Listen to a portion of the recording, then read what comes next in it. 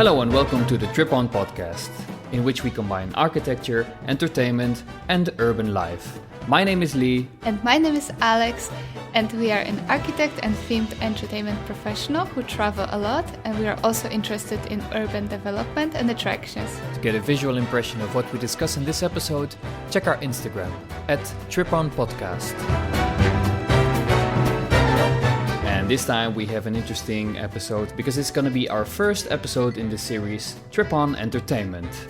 And for that we have to give you also a background as to how do we get here. So first of all, let's talk about the trail of the last episode that we did. And this episode was about the city of Dubai. To sum up the episode about Dubai, we can say that it's a city that offers a lot in terms of leisure and the free time. There is a lot to do and everyone will find something for themselves, and that's why we also decided to visit the parks, because Dubai offers a lot of theme parks. It's a kind of a weird experience to be in wintertime and then you actually walk out the door in the morning and it's very warm, so you really need sunglasses here every day. And this is actually the, let's say, the more colder period in Dubai, so it just remains a weird thing to be in this Christmas atmosphere sometimes, but still be in such a hot city. Are you getting used to the weather? Yes, I think you can slowly get used to the weather, but it depends because each month is a bit different. Right now we have winter, as Celine mentioned, but in the summertime it might be unbearable. And I know from the people that they don't go outside, so I'm pretty curious about this aspect. However, right now it's okay. Like you said, you just need sunglasses or sunscreen to protect yourself. But it's quite nice to walk around in the sunny and warm weather. Also, we have to mention that we have spent a bit of time to make the apartment here, Alex's apartment, a bit more cozy. Because when I came here, it was quite empty. We've been shuffling some stuff. Slowly it is becoming a bit more livable and cozy, and it starts to feel like a home. Yes, I do really appreciate your input, because since I arrived, I didn't really have time to work on the apartment. And this wasn't really the priority because of the training before and a new job. But right now it was a time to start thinking how to make it a bit more pleasant, and a little bit of things and a little bit of interior decoration, and it feels much more cozy and homey, so it's super nice. We did see a lot in Dubai itself, and even though you can maybe call Dubai in some way already a theme park, because it does feel like a theme park in many ways. There are very decorated lamp posts, and there are flowers, and there are fences that you would kind of expect in something like a Disney World. But besides the city itself, there is an actual theme park that we have been to today. And that is IMG Worlds of Adventure.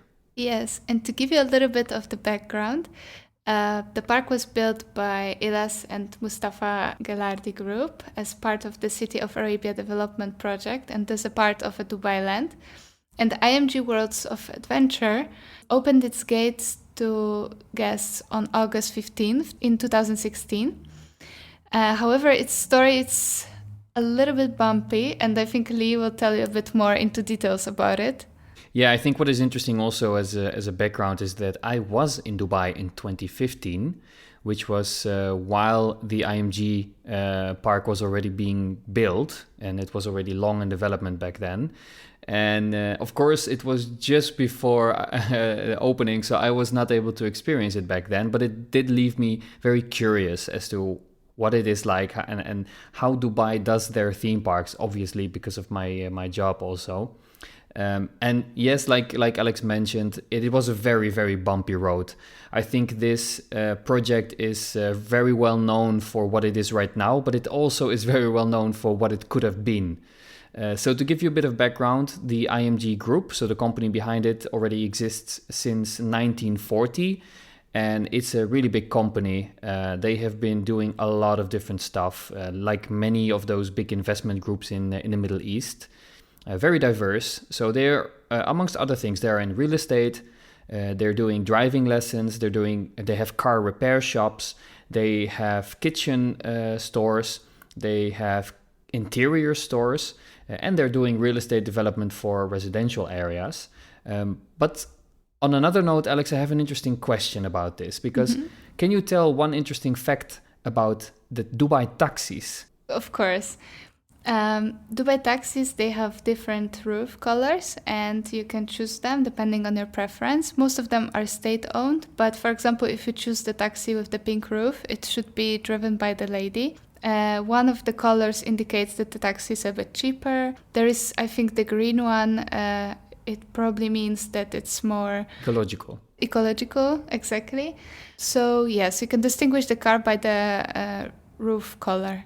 So, fun fact, IMG Group is the owner of the orange-roofed taxis. Oh, really? I didn't know that, actually. Yeah, it's really funny. I looked it up, and apparently the company is called Metro Taxi, and this is part of the IMG Group. So it shows you that this is a massive company, and even though the IMG Worlds of Adventure is a really, really big project with a massive investment behind it, I think it's only a relative small part of what they are actually doing as a company. It was a really long road to get to this point. So originally, IMG was an initiator of a project that was called City of Arabia. City of Arabia was supposed to be part of Dubai Land. And I don't think you can talk about the theme parks in Dubai without talking about Dubai Land. This was supposed to be an absolute mega project that was presented in 2003, a 260 square kilometer piece of land. It was supposed to be north of $60 billion as an investment. Entirely, this whole thing was supposed to make Walt Disney World look small. It was like almost double the size of Walt Disney World. So you can imagine how insane that is. Did you ever hear about this project, Alex, before, even knowing me? No, to be honest, before I didn't hear anything of that. But since I've joined the company that we worked for, I've heard a little bit of the insights because people were talking about it. And when I tell you about this, it really does sound like a project that fits in the Dubai story, right? Yeah, for sure. So the Dubai Land project was partly a sports city, a retail and entertainment hub, culture center with a lot of museums, and obviously a whole selection of theme parks. Some really famous names actually come up because it was supposed to have a Six Flags, a Universal Studios, a Paramount Pictures park, a DreamWorks animation park, a Legoland, and a Marvel-based park. So you can already guess and estimate how immense this project was, because there's no place in the world where those theme parks exist next to each other. So IMG was supposed to build what was called the Restless Planet, which was kind of a natural history project. Plus, they were supposed to be building the Mall of Arabia, which was supposed to become, ironically, the largest mall in the world. And also the Elite Towers, obviously residential and office towers for the rich people. And the whole thing was set to open in 2008, but the entire Dubai Land project collapsed around 2008-2009 because of the economic crisis. And the interesting thing is that, yes, the project was scrapped and we never saw the Dubai Land as we have seen it back in the days. But some of the projects that were announced and some of the investors behind the projects actually did take their plans into the future. And some projects started to pop up here and there in Dubai or around Dubai. And you would still be able to see them now. So, for example, the Miracle Garden. Do you know what it is, Alex? Yes, it is a garden with different flowers and installations, and you can just buy a day ticket and go and visit it. Yeah, it's really like a family attraction, It's yes, it's actually a really weird thing that it is a garden of flowers in the desert. Yes, but to give you the scale of it, for example, you have the plane shape installation, and it's like a sculpture, so it's quite big, I would say, in the scale. Actually, that's an interesting thing. Back in 2015, when I was in Dubai, the Miracle Garden was the only project that was built from the whole Dubai Land project. So I was actually able to visit it. And it was, let's say, not exactly my taste. It was a bit kitsch. But besides the Miracle Garden, there is a Legoland, which is now part of the Dubai Parks and Resorts Group. There is a global village, and this was still a development of the global village that was supposed to be built in Dubai Land. Mm-hmm. And some of the projects that were supposed to be in those theme parks actually found their position, found their place in Motion Gate. And this is also interesting because Motion Gate is on our list, right? But also Global Village.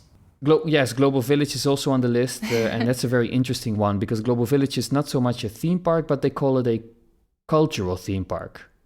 So this is something you do know, right? You heard about it. Yes, it's a village with different countries, and you can experience different culture and food from there.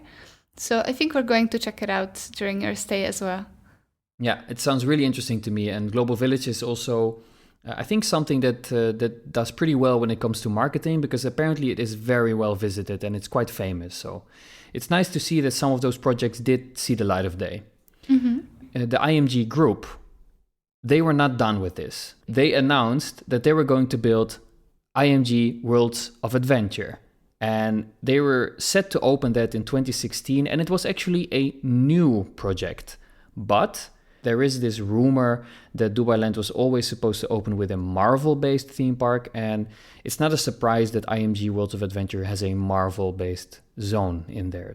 In 2016, right at the moment when they opened IMG Worlds of Adventure, they also announced that they were going to build IMG Worlds of Legends, which was another indoor theme park that was supposed to be right next to it. And they announced that it would include Ubisoft IPs, amongst which Assassin's Creed and Just Dance, Saban, which is a company from Japan, who is the IP holder of Power Rangers, for example, Mattel, who is very famous for Barbie, Hot Wheels, Bob the Builder, and Thomas and Friends, and it was supposed to have a Pokemon area. So that would have been massive. And then it was also supposed to have an anime zone, which included Dragon Ball Z and additional Cartoon Network.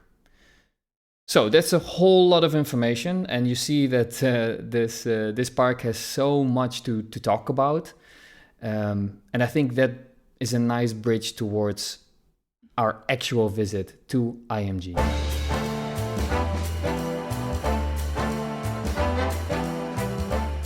And for that we go into our segment called The Head, the Heart and the Base. To give you a little bit of a reminder, the head is the first impression that we had from an experience. And then the heart is the theme of the experience, the very core. And then the base of the experience, so the trail, what do we actually take from the experience? And this is something we will talk obviously more about in the next episode. So first the head, the first impression.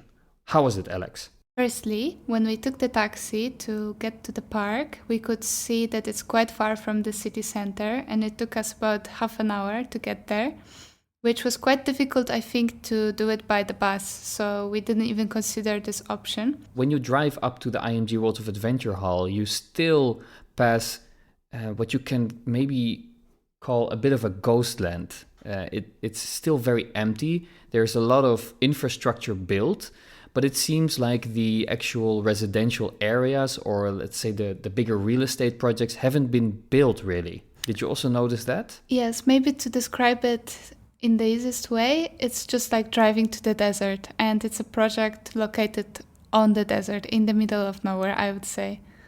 Yeah, you really feel that that there was supposed to be a lot more around it, basically, and the fact that it opened in 2016 and nothing has really happened since then, it's remarkable. Also, when we drove up to the hall, we could see very, very long stretches of fencing with printed banners on it. And the banners still had announcements for IMG Worlds on it, with largest indoor theme park in the world written on it. And those banners, they were completely faded by the sun. Mm-hmm. So I have the feeling that they've been hanging there for a long time. And once you drive to the hall, you have to drive through massive parking lot and insane amount of asphalt, which was just empty. And I think this was a bit surprising to us to start the day like that. But maybe we thought that more people would come, so we had to get to the main entrance. There was quite a line of taxis waiting. What we've seen first was the massive building with Velociraptor coaster on the outside. But then actually when you get to the hall itself, you see that the hall looks pretty insignificant, I would say. It looks a bit like a shopping mall. It doesn't really give you a beautiful decorated or themed entrance or something. Mm-hmm. Yeah, I would say it's a little bit plain, and you don't really know what to expect yet once you're in front of it. I would even say it feels a bit dated, the exterior, right? It feels a bit like 90s, 80s, 90s maybe. Or yes, maybe the panels are also faded away already because of the sun. But then we walked in and I was surprised by the amount of white blinking Christmas lights all around, mixed with music, Christmas music playing, mixed with the sound of very cheap Chinese dinosaurs. It was a very weird mix of things that were there at the entrance, and it was a bit, to me, it was a bit like, I hope that not the entire experience is like this. Yes, but I think later it turned out that there is quite some Christmas decoration on the inside of the hall as well. So it wasn't just at the front, I think. Yeah, I do have the feeling that when you actually walk into the hall and you see all those, I would say, limited dinosaur animatronics, because they are very limited, they're very basic. I have the feeling that this whole area and the way that it's dressed up was absolutely not part of the original design. I don't know if you noticed, but this is also kind of a theme maybe in Dubai, is that when the park was set to open, you had an announcement and you had the guy introducing the opening show, and it's all in perfect American English. Yes, I've noticed that everything in the park was actually in English, and the rides and description of the rides, it was never in Arabic. All the time, actually, it was in English. It also was funny that when we walked up to the hall that you had this announcement of the guy saying, "Welcome to IMG Worlds of Adventure." And I don't exactly remember what the rest was, but I was thinking, like, this is so American, the way that this whole thing is set up, you know, and it's just in the middle of the desert.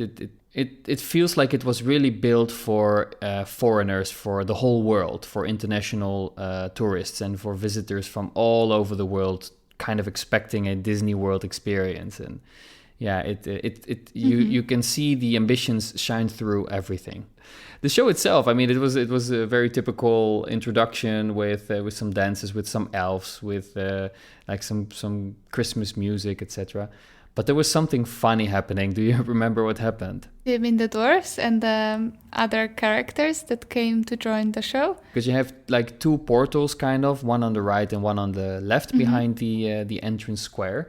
And in the right portal, two walking characters appeared that you obviously could take a photo with. It was Captain America and Iron Man, very famous Marvel characters. But then on the left, also two walking characters appeared. And it was Dinosaurs. Two dinosaurs, but with a Christmas hat on and with a scarf. And I didn't really understand. I mean, I do understand the dinosaurs, but I didn't really understand why to dress them up. It just looked so weird. And also the suit wasn't fitting so well, so it looked very awkward. And the kids absolutely immediately went to Captain America and Iron Man. But the dinosaurs, they were not so popular. Maybe they were more recognizable as the characters for them. And then we traditionally started the day with a nice coffee in the central area. Yes, I just have the map open. So to give you the image of how it was laid out, the park is divided into 5 zones, and there are 2 of the 5 zones represent global brands like Cartoon Network and Marvel, as Lee mentioned before. But there is also IMG Boulevard zone and the Lost Valley, which is about the dinosaurs adventure zone, and the IMG Kids zone. And they are originally coming from IMG. And we saw already on the map that it was possible to not always have to go back to IMG Boulevard, but to go from zone to zone in a kind of like a circular shape. And then it is time to go to the heart of the experience, the actual theme of the day, where we decided to experience the park when we actually look at the map and when you come into the park counterclockwise. So we first went to the right bottom on the map, so actually the first zone on your right hand when you come in, and that was the Marvel zone. Even though maybe it's not the highest quality theming, it did impress me, the scale of the decoration. And I think the reason why it is impressive is because the roof is incredibly high, right? We were actually two architecture nerds looking up, and we were amazed by the structure that we were under. That's true, because the hall is extremely impressive and it seems super tall. I'm not sure, I couldn't really find the information how tall is it, but maybe around 20 meters high. So it gives a lot of space for the decoration and theming to use the height that you mentioned. And this makes it look more impressive and more grand in a way. Yeah, and the Marvel Zone is, of course, based on New York City. And they really managed to get this scale of the feeling that you actually walk around in a street with skyscrapers around you.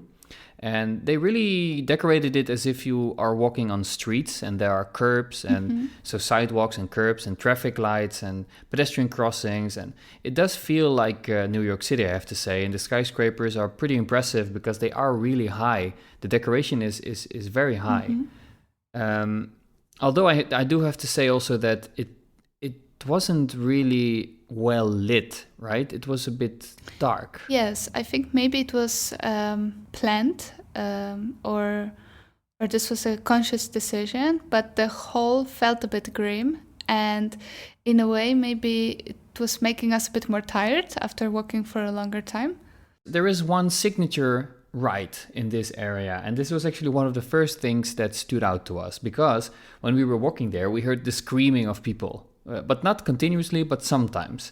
And then when we walked a bit to the end of the zone, we saw that there is a spinning coaster here, themed around Spider-Man. And we were both like, all right, that's going to be the first ride we're going to do today.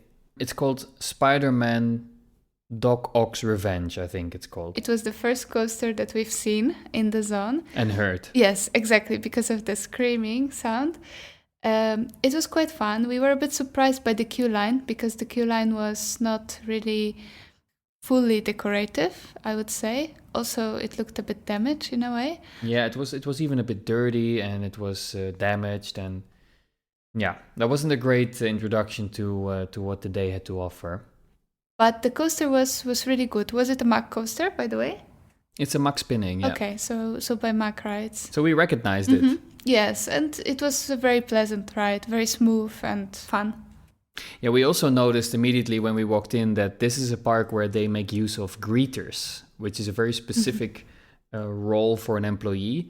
It's basically just an employee standing at the very entrance of an attraction, and they are basically just greeting you.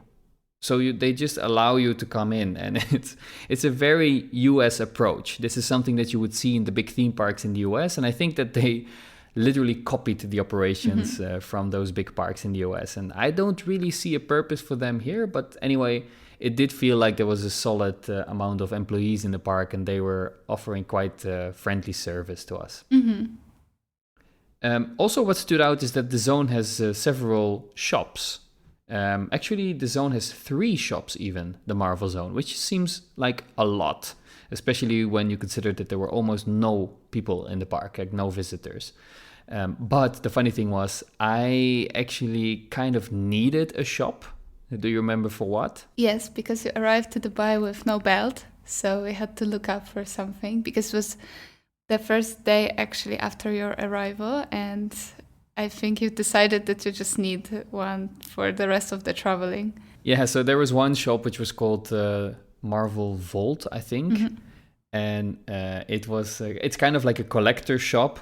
And I was like, you know what? I'm just going to look for a belt right there. And I bought a belt, which is from, what was it again? Tony Stark. It was with Tony Stark. Tony Stark belt. Yes, exactly. Very bad quality, by the way. But also originally it was really expensive, and it was now for much cheaper. And I'm really happy that I paid the new price, because it's not a great belt in any way. So from the Marvel area, we walked into the Lost Valley.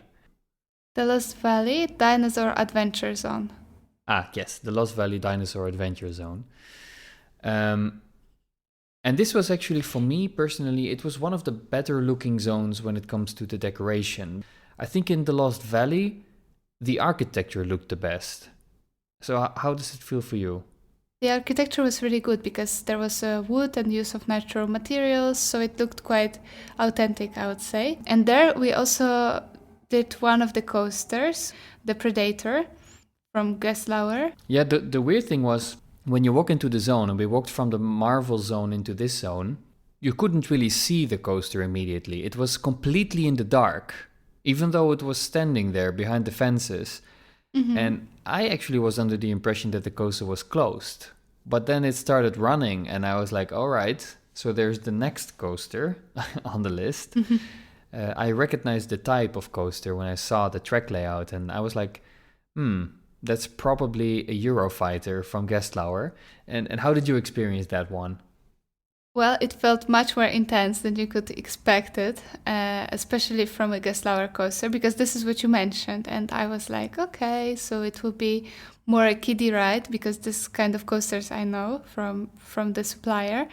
But this one was totally different. It was much more a thrill ride and fully indoor, and it was, like you said, fully hidden. So it was difficult to estimate the thrill of it. Yeah, what especially happened, I think, a moment that is iconic is that when we just got in, you wouldn't be able to see actually the coaster layout when you walked up to it and when we walked through the queue line. But then we got on the train turned one corner, and then the lift is a completely vertical lift. Yes, I remember. It looked quite scary. Once it was open to you and more visible, I was like, oh no, what did we agree to? Yeah, and then the coaster itself, typical Eurofighter, it is quite intense. It's throwing you around. There's a lot of inversions and pretty hefty G-forces, I have to say. It's maybe not the most comfortable coaster, but it's quite an intense ride. It was quite shaky, I have to say. Yeah, exactly. It's a bit sudden and it's a bit rough in some places. But anyway, this one was still a good one to wake us up to experience the rest of the day. And we continued throughout this zone because the one thing we did find out is that this zone doesn't only have one of the major coasters, it has actually two. And it immediately has the biggest coaster of the park. True, and we've noticed that there was Velociraptor, the one we mentioned at the beginning, that was visible from the outside, because it was actually an outdoor coaster. So the station was located on the inside, but the whole coaster with the launch was on the outside.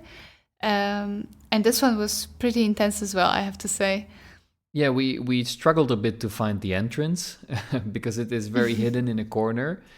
Although they did hang a banner with Velociraptor and arrows on it, I remember, but it was a bit clumsy. And then we actually arrived at the Velociraptor, and as you mentioned, it is a coaster that goes outside the hall, and you have this typical hybrid experience of an indoor theme park with an outdoor coaster. And the funny thing is that you actually board the ride, it turns around the corner, and there was some sort of pre-show, and then the door opens and you fly outside of, because it was a launch, so you fly outside of the hall and you actually get a smack in the face because of the hot air outside. And it's such a weird experience. Yes, especially that the hall is quite themed, but outside there is not so much. So you're just on the desert, on the field, with not really a lot of decoration, I would say, just the coaster track. Yeah, it's a typical coaster in the desert. The coaster, I think it used to be red, but now it's a bit pinkish because of the hot desert sun. So yeah, but I recognized it quite quickly. It is a Mach coaster, and it's exactly the same layout as Mach's Blue Fire in Europa Park. So for me, it was a very familiar ride experience, but for you, it was the first time that you did a ride like this. And it's quite special, I have to say, to do Blue Fire in the desert, because the Blue Fire in Europa Park is themed like Iceland. Oh, okay. So that's a completely opposite. 180-degree difference, of course. Yeah.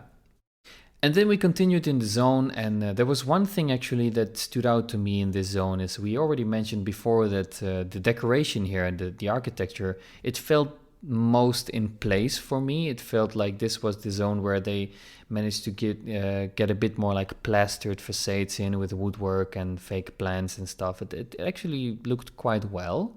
And the last attraction that we forgot to mention in the zone is the dark ride about the dinosaurs.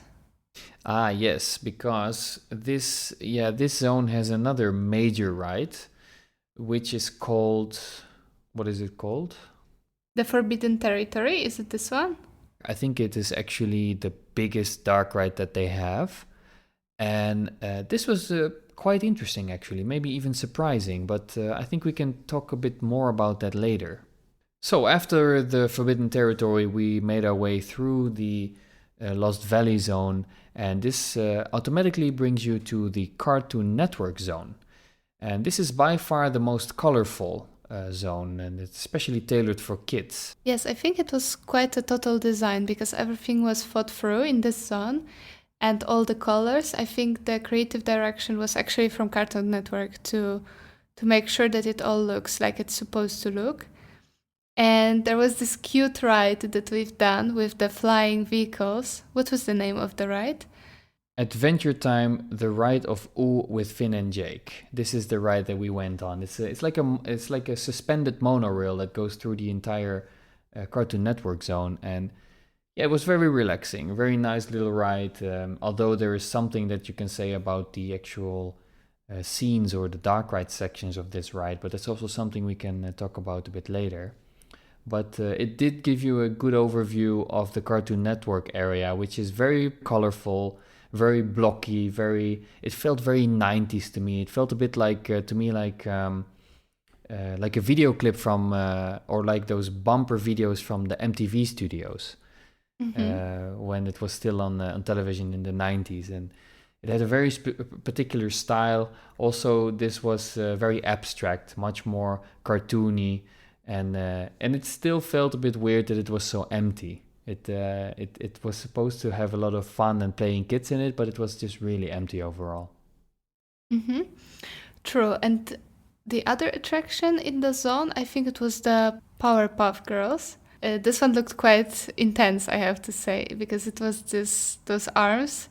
There is also the amazing ride of Gumball, which is a dark ride shooter, but unfortunately this ride was closed. So besides that, there was only a flat ride, there was a playground there, and there was the next thing was the Kids Zone, which is actually connecting the Cartoon Network zone with the Central Boulevard.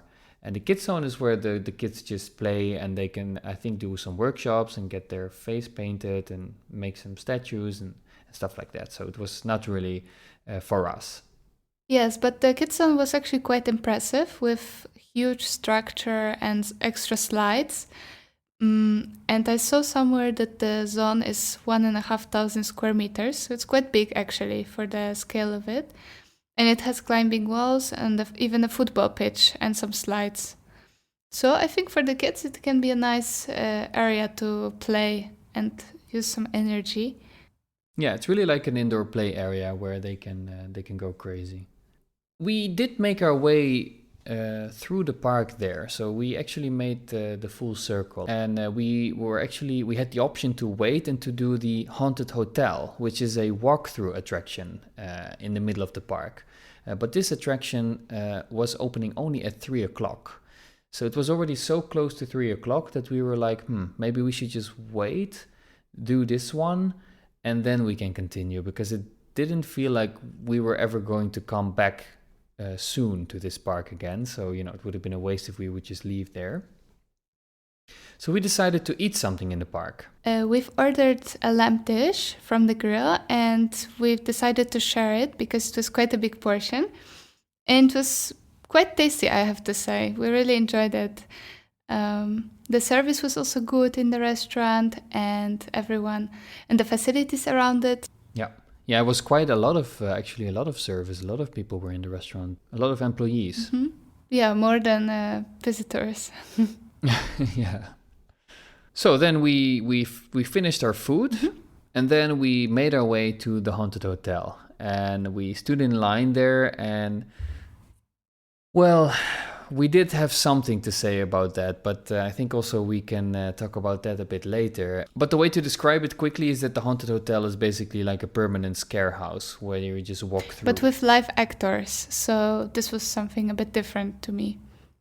And after we did the haunted hotel, we kind of ran out of time because we planned our day so that we could do 2 parks in one day. So we actually wanted to make our way as soon as possible to Motion Gate.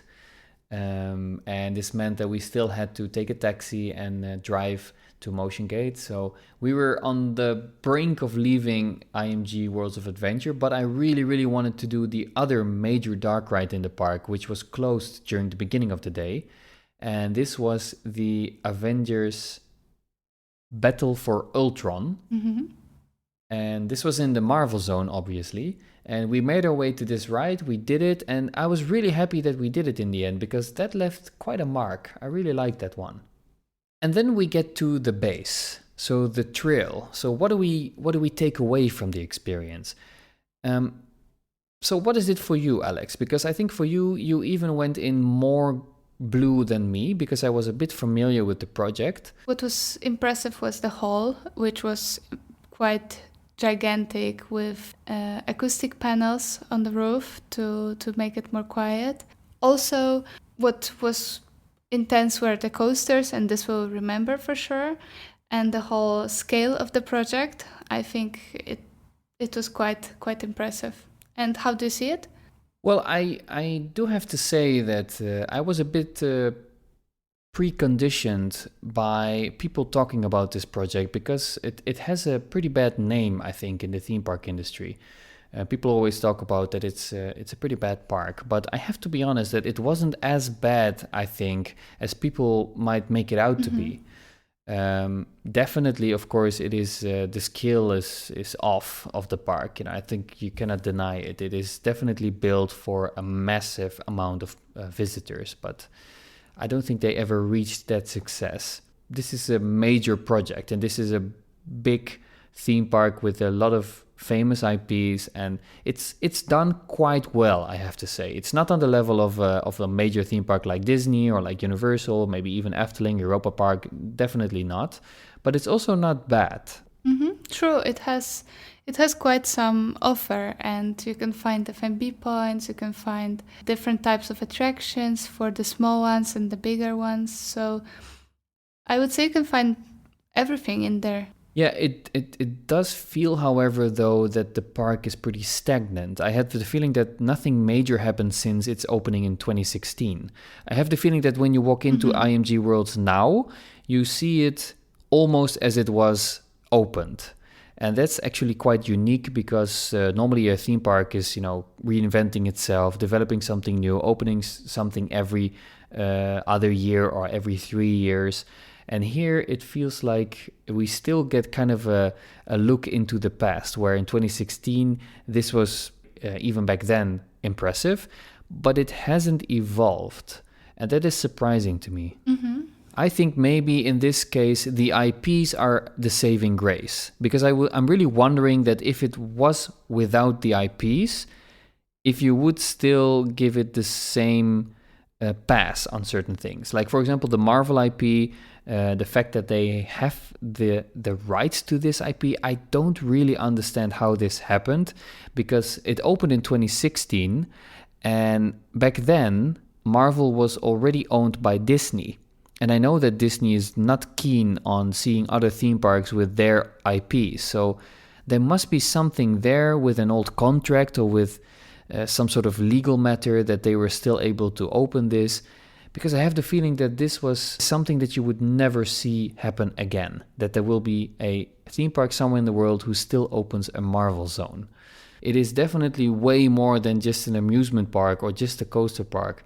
It is very decorated, it is very themed, and it has IPs and it has storylines. Massive hall and height. Yeah, it's a big project. It's still an interesting thing to see and to visit, and I still think you get quite a lot in the entire package. Mm-hmm. We had a good time, and we've stayed there longer than we initially planned, so it wasn't too bad, I would say. But I wouldn't say that there was something or that there happened something that I will remember for extremely long. Like, it wasn't that memorable to me, I think. I have the feeling that this park, and that's quite unique actually, has almost zero emotional impact. I did also notice that maybe the IPs that they have and in the form that they have it didn't leave me really wanting for more. It didn't really spark new interest into Cartoon Network or something, or heightened interest into Marvel. This is the risk that the park has to take when they go for the IPs, that unfortunately the trends are changing, and something that seems to be popular right now might not be popular in a time. And then it's kind of a loss because the young generation is not so eager to visit this specific IP.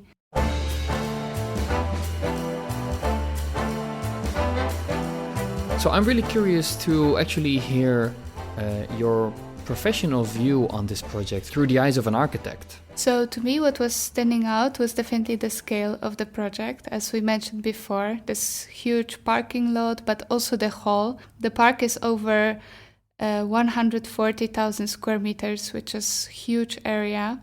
The height of the hall is also quite impressive. The park is open all year round and it's fully indoor, besides only the coaster going on the outside. And I looked a little bit into the numbers to check also the scale of the project, and the hall is definitely impressive because of the height and the low number of supports. And if there are any supports, they are well integrated in the theming, so they are not really obstructing the view. We didn't really notice them a lot, and the hall has great acoustics due to the acoustic panels on the ceiling, and I would say they give an impression of scales in a way, so they also create some kind of atmosphere in the hall. I am curious about your professional point of view as a themed entertainment professional. Well, I think what is interesting about this project is that they chose to make the interior space all interconnected. And it was not one big roof or one big dome, but it still felt like it was one big space that you were continuously in. And it's quite an ambition to put such a big roof span, like you mentioned, with in general quite a lack of columns. Actually, it was a really, really big roof span over the entire theme park. But I think the end result of that is that they chose for a kind of a black box idea where what is black is not there. And the inside of the roof, the bottom of the roof was very dark, and it made the park feel a bit grim.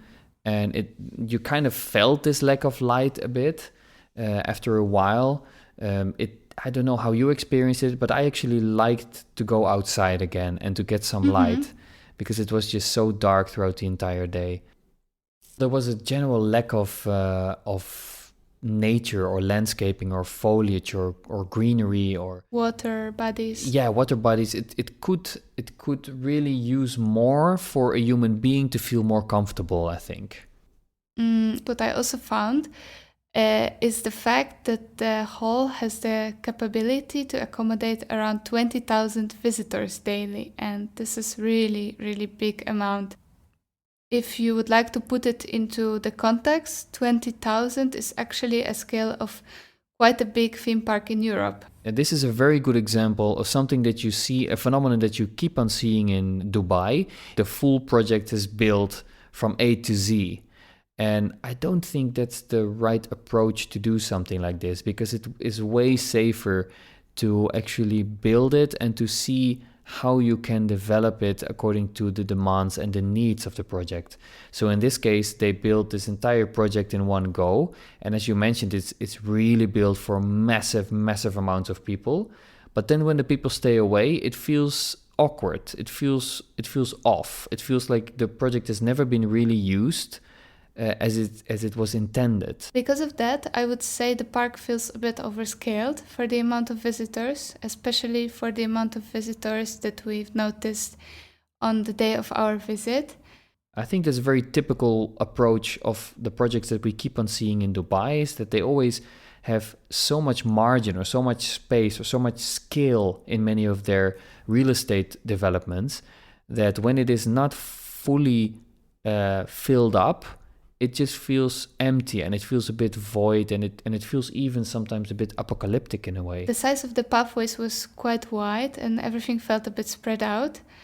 And also, it didn't give us this specific pleasantness of roaming around because it felt a bit abandoned. And I have the feeling that this park, with its massive queue lines, like really some of the rides, like the dark rides, but also the Velociraptor coaster, has such an incredibly long queue line that when the queue line is not full, you keep on just walking past empty meandering, like past empty fencing, and it is designed in a way that you're actually faced the whole day with the overskilled design. I think it would have been safer if they would have designed a more design day approach. And design day is a term that we use in the theme park industry, where that's kind of the day that you aim for when you're with your design intent, and then you have like peak moments when you actually need more capacity than that, but overall you also have a lot of moments when the capacity is much lower in your park. And I have the feeling that in this park you see this full capacity as a potential, but it's not utilized, so it's a bit of waste of space, I would say.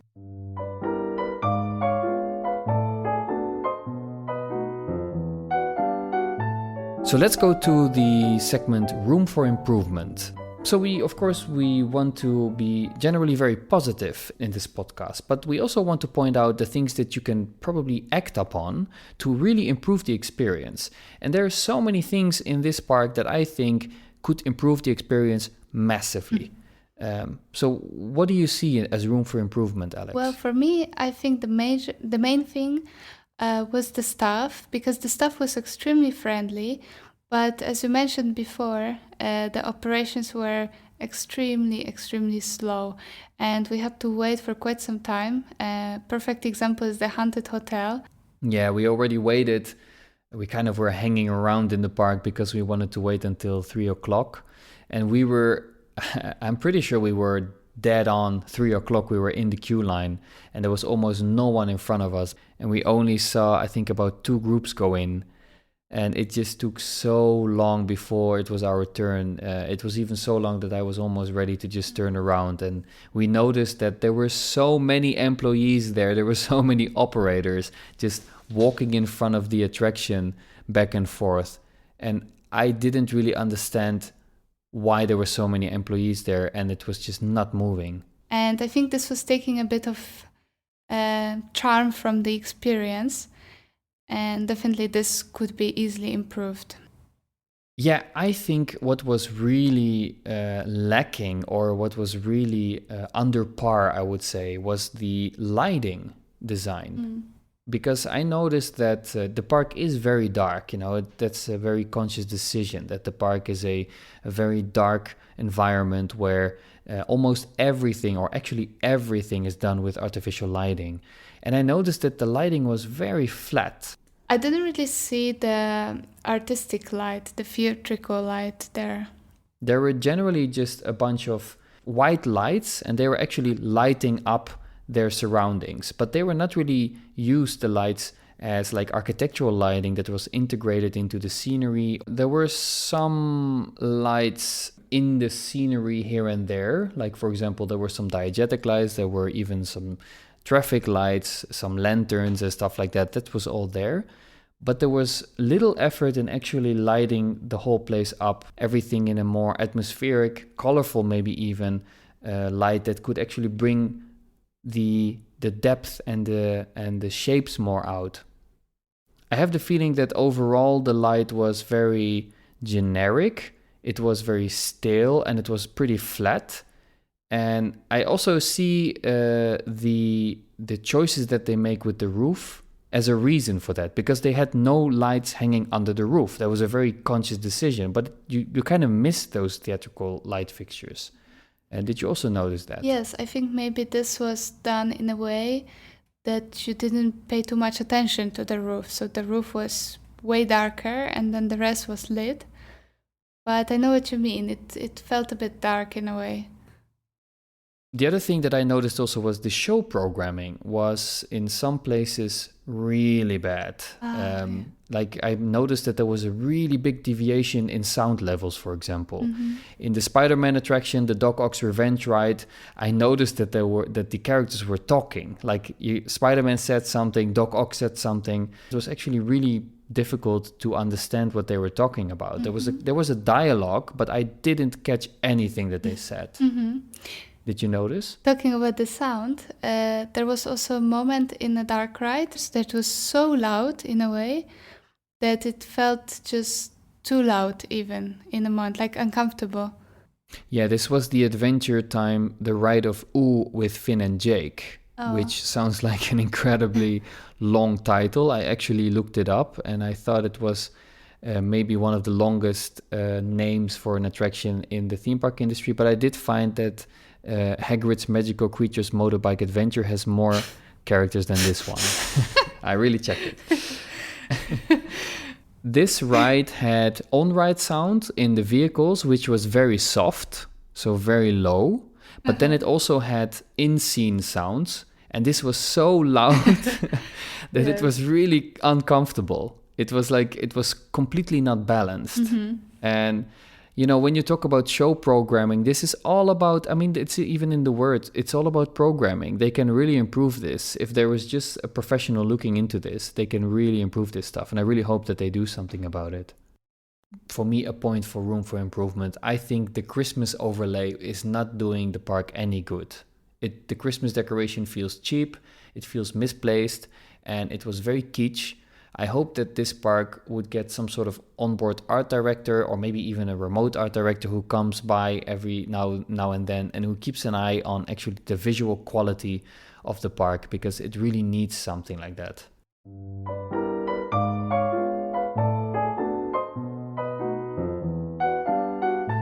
And then we get to the grumpy minutes. We can talk about something that was really annoying, for example. So it's time to blow off some steam. Alex, what do you have in your grumpy minutes? Actually, I have a couple of things.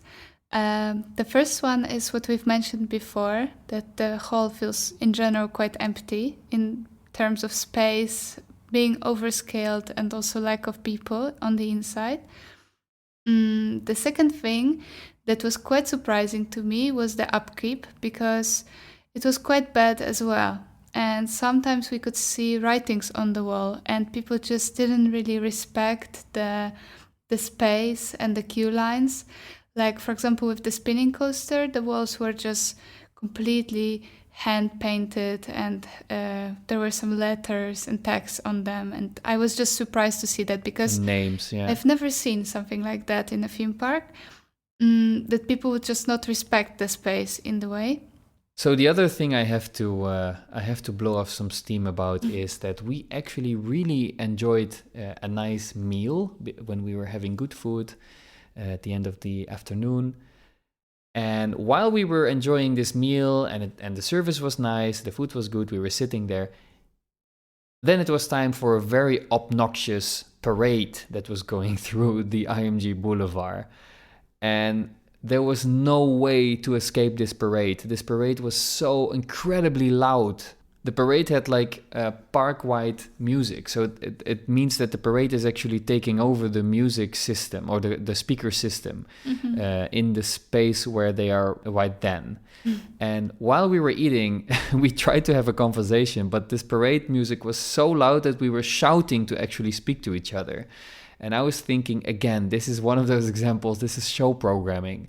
Someone should change this. It's so obnoxious, really. And I think it's also very unpleasant to have a parade take over the music and the sound inside restaurants and bars and cafes. You know, it's so unnecessary. I think if you would stand along the road and watch the parade, then yes, you want the music and you want to be involved. But if you're actually inside a restaurant, you don't want to be involved in something like that. You might be actually consciously trying to hide for something like that. So yeah, that was very particular. Last but not least is that the park is quite pricey for what it has to offer. Actually, the price is 365 dirhams right now, which is about 90 euros. And I do understand that because they do have the IPs, but I think it's quite a high price for a day in a park. Yeah, definitely. When you talk about price, when you look at the park as it is right now, yes, it's not such a bad park, and yes, it can probably keep people in for a pretty long period of time, and people can have fun. But I totally agree with you. This 365 dirhams or 90 euros is absolutely insane as an entrance price for a park like this. If you compare that to many of the theme parks that we are familiar with in Europe, where you can go for less money to a Phantasialand, Europa Park, Efteling, for a little bit more money, I assume, but not always. I think for the same price, you can actually go to Disneyland Paris throughout a solid part of the year. Then it's absolutely not in check, I have to say. Yeah, it feels a bit much.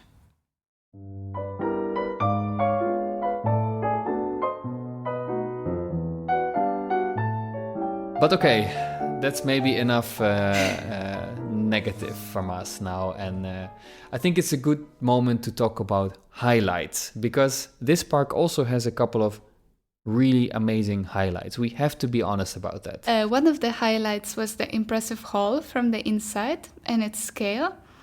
From the attractions, I would definitely choose Velociraptor and the Dinosaur Dark Ride. And also, I would say the food was pretty tasty. Yeah, the food was very nicely spiced, and it was really nice. It was, I think we had rice with, what was it? A rice with a lamb. With lamb, yeah, exactly. Yeah, it was a nice portion to share, and it was really good. For the theme park, I would say quite surprisingly good. I think overall the theming is generally quite kitsch, maybe a bit fake, not really authentic. But there was a particular part in the park where I was thinking like, wow, that is so well done. It stood out like crazy. And I'm talking about the Finn and Jake attraction, and there is a rockwork structure there, which is in the shape of the tree from the series. Do you remember that one? Yes, but I'm curious now. So this tree is incredibly well made, and it's actually impressive how they built this thing with a structure, like a steel structure, and with the rock art, with the colors, with the shaping, the texture, the staircase that is inside, and the queue line that is on the top. It was really an impressive structure, I have to say. It is one of the best of those massive trees in a kid zone, because it's a bit of a thing in many theme parks that there is a colorful tree in a kid zone. It has this complicated shape as it was depicted in the series, in the animated series. Really well done. Another highlight for me is definitely the dark ride, the Forbidden Territory. I didn't expect this dark ride there, especially not from this level. And yeah, maybe it's not the best or even one of the best dark rides that I've done ever, but still the ride system was amazing. Do you remember that? It was very smooth and very comfortable. It was a Jeep. It was decorated as a Jeep. And you were going on a mission to find eggs from a certain dinosaur. And this Jeep, this ride system, was doing insane things. It was able to turn around. It was able to go backwards. It was able to... It really made you feel as if you were losing grip in like a wet, muddy road. And it was spinning at some point, and it was like it was able to do pitching and to do. It felt really like you were riding a Jeep in a forest. It was very impressive.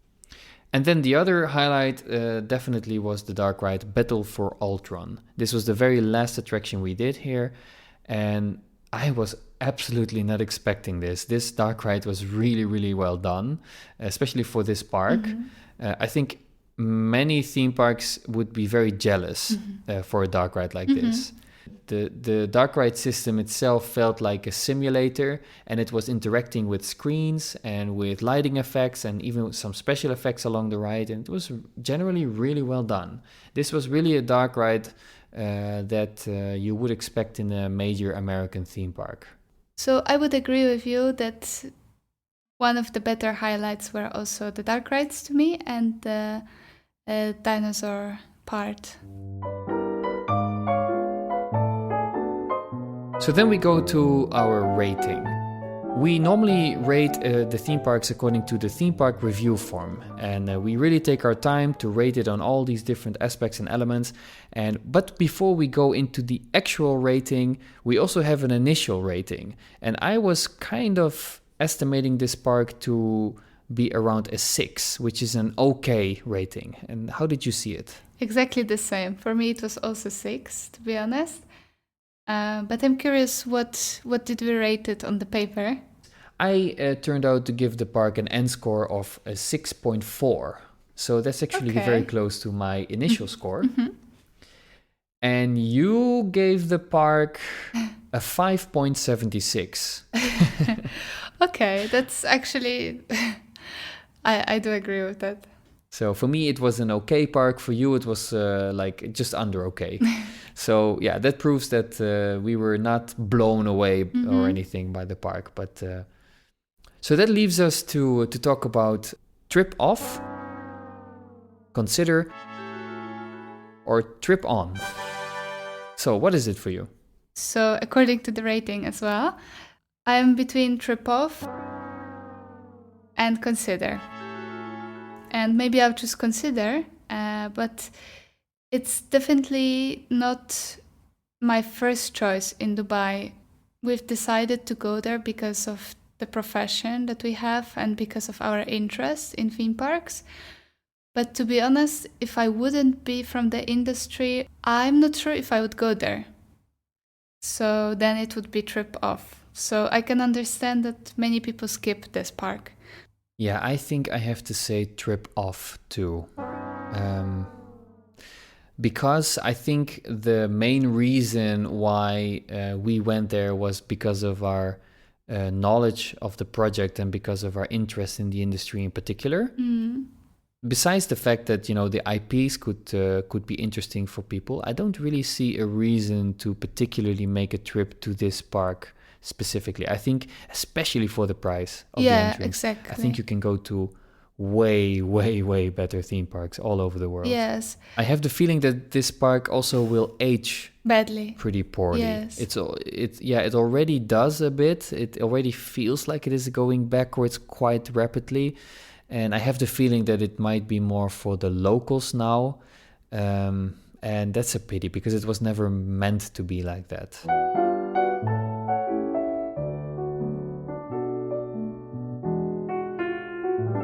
So, what's next? Well, interestingly, we are not giving up when it comes to indoor theme parks with the IMG one, because on the same day we went from IMG to Motion Gate, which means we did 2 theme parks in a day, which is, you know, exactly against my principles, because normally I would not do that. But in this case, I think it was possible to do it because IMG was so calm. And there were not really long queues, etc. So we were able to experience it in like, let's say, half a day. On the same day, we took the taxi and we made our way to Motion Gate. I think Motion Gate was on every level a step up. Much more interesting. So the next episode is going to be about the Motion Gate. And that leaves us to say, as always, our tip: go on and plan your next trip.